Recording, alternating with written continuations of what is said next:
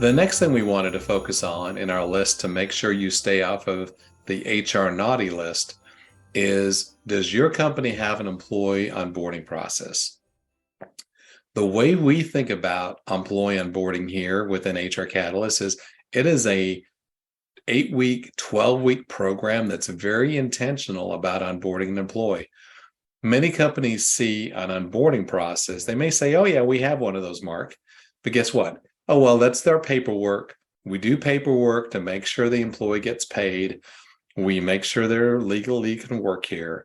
And then the manager takes them to lunch and they tell them to get to work. That's what onboarding looks like.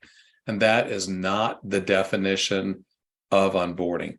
An onboarding process is so important because many employees quit if the organization that they work for has a very either a non-existent or a very poor onboarding process, simply because, and they leave within the first year, simply because they tell the employer they never felt like they were part of the organization, and they never felt like they were part. They always felt like they were an outsider looking in, and therefore they didn't have a good onboarding process. So it's really critical to get an employee integrated into your organization.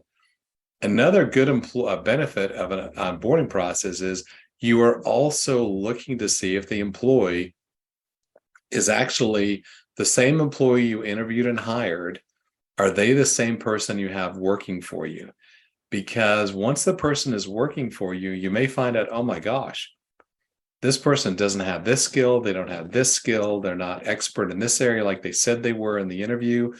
And therefore, it's much simpler to release an employee, heavens forbid, if you have to release them during the onboarding process of the first 3 months, because it's a lot simpler. There's a lot less liability exposure.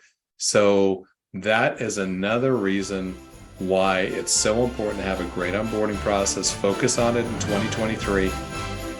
And again, that's a critical reason how you could stay off of the HR naughty list going into next year.